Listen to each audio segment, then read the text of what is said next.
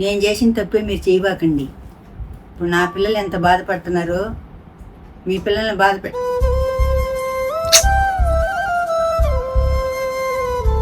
ఎందుకు మా అమ్మ ఏడ్చేది ఇప్పుడు నువ్వు?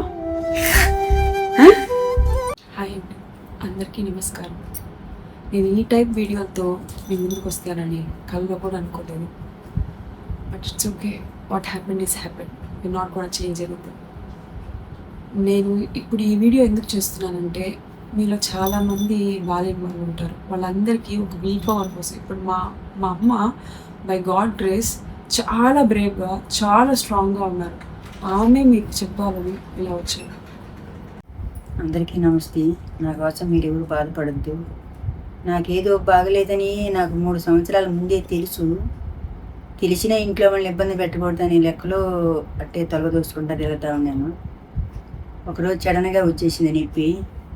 ఆ రోజు బాగా లేకుండా ఉండదని ఏడ్చుకుంటా ఉన్నాను.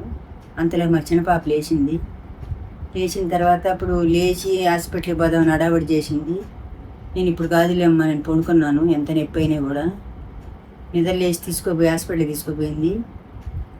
ఇంకా అక్కడ స్కానింగ్లు అన్నారు.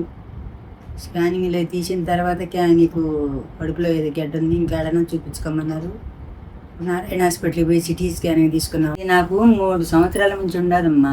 నేనేదో తింటా, ఇవన్నీ మర్చిపోయి చెప్పకూడదు, ఇంట్లో చెప్పకూడదు. నేను చెప్తే పిల్లలు ఇబ్బంది పడతారు, ఏదో ఒకటి చెప్తారు. నాకు అసలు ఒక ఇంజక్షన్ వేయించుకోవాలంటే కూడా భయము, ఆపరేషన్ అన్న భయమే. అందుకని నేను 6 మంది పిల్లల్ని కనుక్కున్నాను.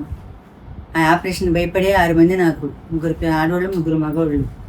అందుకని వాళ్ళకి చెప్పకుండా నా సొంతంగానే నేనే ఏది చేసుకోవాలని నా సొంతంగా నేనే చేసుకుంటున్నాను. ఇప్పుడు నా వల్ల ఇంట్లో వాళ్ళందరూ బాడకు పోయి ఏడ్చుకోవటం, పోయి ఏడ్చుకోవటం నేను చూడలేకపోతుండా. నాకేం జబ్బు అయింది అసలు అర్థం కాలేదు. ఇంకా అయితే ఇక్కడి నుంచి ఆడ 2-3 హాస్పిటల్కి పోయాము. వాళ్ళు ఏది నాకు చెప్పలేదు. వీళ్ళే బాధపడుకుంటున్నారు. మా తమ్ముడు, నా కూతురు నాతో కూడా వచ్చారు. వాళ్ళే బాధపడుకుంటా ఉన్నారు. సరే అని చెప్పి హైదరాబాద్ తీసుకోపోండి, రామారావు వాళ్ళ హాస్పిటల్ ఉందనంటే, అబ్బా రామారావు వాళ్ళ హాస్పిటలా, మా అన్నదమ్ముడితో సమానము, ఆయన హాస్పిటల్కి పోతే నేను బాగుంటుందని అనుకొని ఆడికి పోయాము. ఆడ 3 రోజులు రూమ్ తీసుకున్నాము, అక్కడే ఉన్నాము. ఆడ ఉండిన తర్వాత ఒక 3 డాక్టర్, 2 చూశారు, బాగానే బయటికి బొమ్మ నువ్వు అని అన్నారు. సరే ఏం చెప్పారో నాకు అర్థం కాలేదు. సరే ఇంకొక డాక్టర్ కాడికి పోయాము. ఆయన పోతే మీది ఏ ఊరు అని అన్నారు. మాది నెల్లూరు అని అన్నాము. ఆడ నుంచి ఎడదాకా వచ్చారా, మీకు ఆమె బాగలేకుంటే మీకు జర్నీ చేస్తే ఆమెకేమన్నా ప్రమోదం అని మీకు తెలియదా, ఆమెను తీసుకోపోయి అర్జెంటుగా ఇంట్లో పెట్టేసి ఆమెకి ఏదో కోరింది పెట్టండి, ఆమెకు టైం దాటిపోయింది అని చెప్పి అన్నారు. ఇప్పుడు నాకు ఇంకా బతకాలని ఆశగా ఉంది. ఇప్పుడు నేను నాకు ఆయన అన్న మాట కోసమన్నా బతకతాను. మీరందరూ బాగుండండి, నాకేం కాదు. అది పల్లెటూరు, నాకు అసలు ఏమి తెలియదమ్మా. నేను ఇప్పుడు ఈ చిన్నపాప పుట్టిన తర్వాత, అంతకుముందు కనీసం ఫోటో తీసి ఎవరికైనా పెడితే కూడా అబ్బా ఫోటో ఏందిరా అనేదని. పాప పుట్టిన దానివల్ల ఆడికి పోయి పాపను చూసుకున్నట్టు పోతే వీడియోలు తీస్తున్నారు వీళ్ళు. సరేలే నేను కూడా తీస్తాలే, ఖాళీగా ఉన్నాను కదా అని అనుకున్నాను. ఇప్పుడు మా పాప వల్ల వీడియోలు పెట్టిన మా కొడుకు పెట్టాడు, దాంట్లో పాపను చూడడానికి పోతే కొడుకు పెట్టాడు. ఇంక ఈ జనమంతా మీ ప్రేమలు చూస్తుంటే అబ్బా వాళ్ళు పిలవకుండా కూడా నేనే పరుగులు తోలుతున్నా. వీడియోలు తీస్తే బాగుము, వాళ్ళు పిలిచి సెల్ఫీలు తీసుకుంటున్నారు, వీళ్ళు పిలిచి సెల్ఫీలు తీసుకుంటున్నారు. అంతా బాగా అర్థమవుతుంది నాకు. అందుకని చెప్పి వీడియోలు తీస్తున్నాను నేను. ఇప్పుడు నేను జబ్బు వచ్చిన దానికి బాధపడటం లేదు. వీళ్ళు చేసే సేవలు చూస్తుంటే ఇంకా సంతోషంగా అయిపోతుంది నాకు. మా ఆయన 3 గంటలకు లేస్తాడు, స్నానం చేసి దీపారాధన చేసి శివాలయంకి పోయి తిరిగి గుడి చుట్టూ తిరిగి ఆవు పంచితం పట్టుకొని వస్తాడు. తొలి రోజు అయితే నేను అసలు తాగలేకపోయాను. మా పెద్ద పాప గొంతులో పోసేసుకొని తాగేసింది. ఆ పిల్ల తాగంగా నాకు గద జబ్బు వచ్చిందని అనుకొని, ఇంకా శివయ్య గారిని పంపిస్తున్నాడు నాకు తీర్థం అని అనుకొని, మా ఆయన్ని చూస్తే అంత ఇదే చేస్తున్నాడు, అంత సేవలు చేస్తున్నాడు నాకు. ఆ రోజు తిన్న గిన్నె తీయమంటే కూడా పోయి తీసుకోలేవా అనేది బాగుంటే, ఇప్పుడు బాగా తెప్పేటప్పటికే పొద్దున్నే 3 గంటలకు లేచి ఆ తీర్థం తెచ్చేయటం, కమలాకాయ ఒలిచేయటము, జ్యూసులు, ఇడ్లీ అన్నీ బాగా చూసుకుంటున్నారు. ఒక పాప అన్నం వండేస్తుంది, ఒక పాప జ్యూస్ చేసేస్తుంది.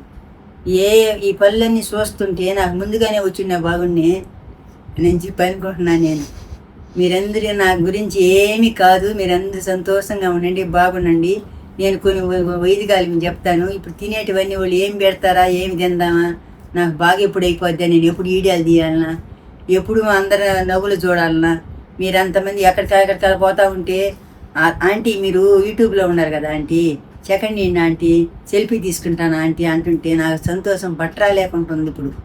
అదే హైదరాబాద్ పోతే రూమ్ తీసుకుంటే రూమ్లో మా చిన్న పాప ఫ్రెండ్స్ ఉన్నంటోళ్ళు వాళ్ళు నన్ను చుట్టూరు చుట్టుకొని ఆంటీ నీకేం కాదా ఆంటీ నీకేం కాదా అంటే నేను చెప్పి వాళ్ళు ఆ బిడ్డలు ఎవరో కూడా నాకు తెలీదు. అంత మాత్రం బిడ్డలు నాతో కూడా నాకు చేస్తున్నారంటే ఇంకా బతకాలనిపిస్తుంది నాకు. వాళ్ళు రైల్వే స్టేషన్ దాకా వచ్చి రైలు ఎక్కించిన దాకా ఉండి మళ్ళీ దిగినేరా లేదని చెప్పి ఫోన్ చేసి కనుక్కుంటుంటే అబ్బా ఇటువంటి బిడ్డలు నాకు ఇంకా ఎంత ఇదిగా ఉండాలా నాకు అని అనుకొని ఇంకా బతకాలనిపిస్తుంది. అందుకని నేను చేసిన తప్పు మీరు చేయకుండా మీ బిడ్డలకు చెప్పుకోండి. నేను నా వల్ల నేనే ఓనామం చేసుకున్న ఒళ్ళు 3 సంవత్సరాల నుంచి అట్నే పేరబెట్టుకొని చెప్పకూడదని ఆ రోజు కూడా నేను చెప్పి ఉండేదాన్ని కాదు. మా పాప కానీ లేకుండా కానీ ఉంటే ఆ రోజు కూడా నేను లేచి ఉండేదాన్ని కాదు. ఈ రోజు కూడా నేను సతాయించుకుంటానే ఉన్నా. నా కడుపులో అయితే నొప్పి ఉంది, అన్నం తినలేకపోతున్నాను, చాలా బాధగా ఉంది. అయినా కూడా నాకేమనిపించడం లే. ఇంకా మళ్ళీ నేను రావాలా, బాగా నేను బతకాలా, నేను వీడియోలు తీయాలా, నా కోసం వీళ్ళందరూ చూడు ఎంత ఏడుస్తున్నారో అని మీ ఏడుపులు చూస్తే నాకు ఎంతమంది ఉండారా, నా బిడ్డలు కూడా ఇంత ఇది లేకుండా ఊళ్ళో వాళ్ళు కూడా ఇటు చేస్తాను నాకని చెప్పి చాలా సంతోషంగా ఉంది నాకు. మీకోసం నేను బాగా బతుకుతాను, మళ్ళీ వీడియోలు తీస్తాను. ఒకవేళ నేను చేసిన తప్పులు మీరు చేయకుండా మళ్ళీ మీ బిడ్డలకు చెప్పండి. నాకు తగ్గిందనుకో నేను వాడినటువన్నీ మీకు పెడతాను, మీరన్నీ వాడుకొని మీరందరూ బాగుండండి. నా కోసం మీరు బాధపడి మెసేజ్లు పెట్టే వాళ్ళకి అందరికీ థ్యాంక్స్ అమ్మా. నేను మళ్ళీ బాగుండి బాగా తిని నాకు బాగు చేసుకొని మళ్ళీ వస్తాను, మళ్ళీ వీడియోలు చేస్తాను. మనం అందరం కలిసిమెలిసి ఎక్కడ కలవాలంటే అక్కడ కలుద్దాము, బాగుందాము. నా కొడుకు మీ దీవెనలన్నీ ఉండాలని చెప్పి నన్ను యూట్యూబ్లో పెట్టాడు. ఇప్పుడు మీ దీవెనలన్నీ ఉండిచ్చేసి నాకు జబ్బు తగ్గిపోయినట్టే అని ఫీల్ అవుతున్నా నేను. నాకు జబ్బు తగ్గకపోయినా మళ్ళీ వస్తాను, వీడియోలు తీస్తాను, మళ్ళీ అందరం బాగున్నాం. నా కొడుకు యూట్యూబ్లో చూపించాడమ్మా. ఎవరికి తెలిసినా వాళ్ళందరూ ఏడుస్తూ ఉన్నారు. నా కొడుకు ఏమనుకున్నాడంటే అబ్బా మా అమ్మకి వీళ్ళందరి దీవెనలు ఉండాలా, వీళ్ళందరూ మా అమ్మని బాగుండాలా అని ఆయన అనుకొని యూట్యూబ్లో పెట్టాడు. మీరు బాగుండాలని అందరూ బాధపడుతున్నారు కదా, మీ దీవెనలు నాకు ఉంటే చాలు, నాకు బాగుంటుంది. మీ ఆశీస్సులతో నేను బాగుంటా. మా అమ్మాయికి మెసేజ్లు పెడతా ఉన్నారు అందరూ, ఆంటీకి బాగుండాలని. అందుకని నాకు బాగుంటుంది, మీరు బాగుండండి, నేను బాగుంటాను, బాధపడబాకండి.